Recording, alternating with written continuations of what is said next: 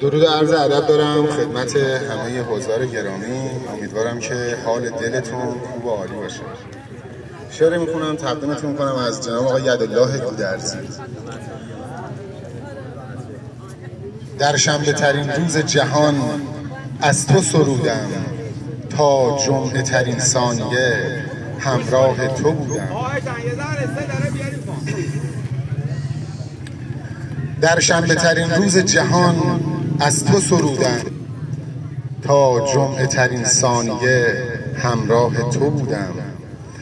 یک هفته پر از هلهله نام تو گشتم، یک هفته پر از وسوسه گردید وجودم.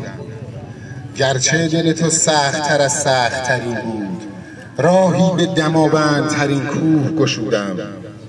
از پنجره اشک به قلب تو رسیدم، آینه ترک خورد به هنگام ورودم. با آنکه قناری تر از آواز تو بودی، من غیر سکوت از لب لعلت نشنودم. نام از تو نبردم نکند شهر بداند، از بس که من از بردن نام تو حسودم. رودی شدم وازده در معرض طوفان، از زلزله آبی این عشق کبودم.